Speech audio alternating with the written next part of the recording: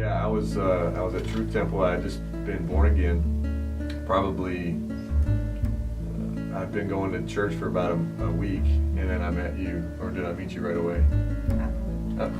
Very well. Here, I'll start. So yeah, when I was in 5th grade, my parents got divorced, and they got divorced, and that's kind of what led me on a downward spiral. By the time I was in 6th grade, middle school, I was pretty heavy on drugs, and then of course I gave away. We're talking about purity here. I gave it all away, and so I lived that way until I was 25, and then a friend of mine actually talked me into going to see the Passion of the Christ, and that was around the same time I think that you had been praying for me. Right.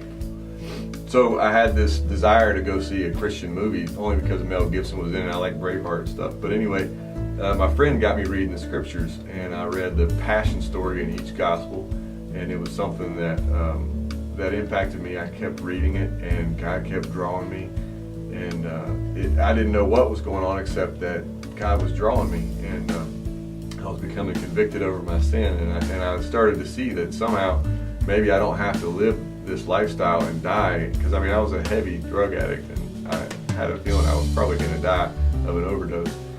So I realized that there was hope for me, and I went to church with him some, and somehow I ended up at Truth Temple on a Wednesday night, and I surrendered my life to Christ, and there were some ups and downs, but I remember meeting Paige, and there was just something about her that I knew that something was different with her. And I realized the only way things would work with me and her was if things worked with me and him. And it was that night that I was bawling, and I realized that God really could save me.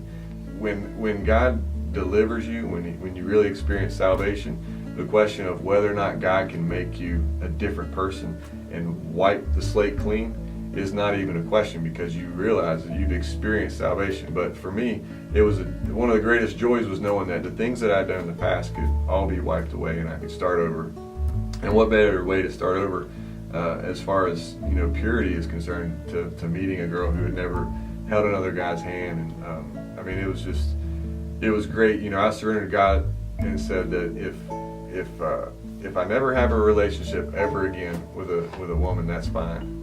Because it's all about you, and then he led me to Paige, and things started clicking and stuff.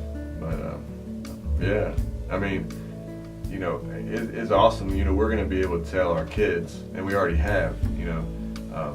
Of course, things about my past, but we can ask them to do things right and wait until they're on the altar before they share their first kiss.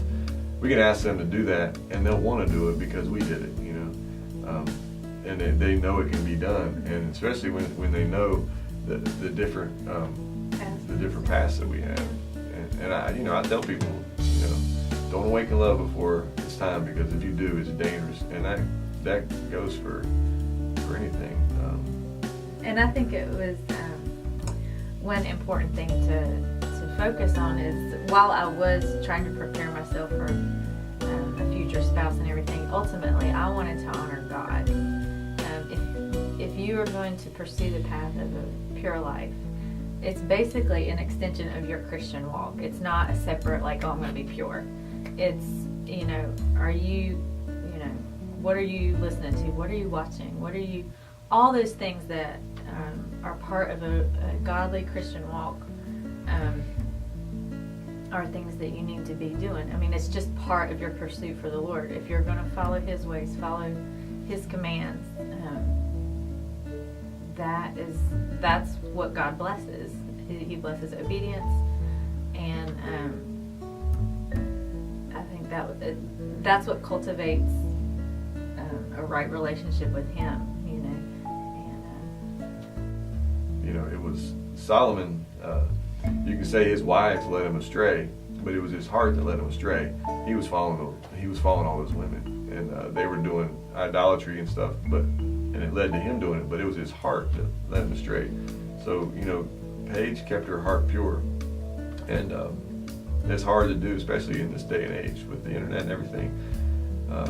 She kept her heart pure, and God blessed her with That's But right God there. answered a prayer, and I mean, we're perfect for each other. So.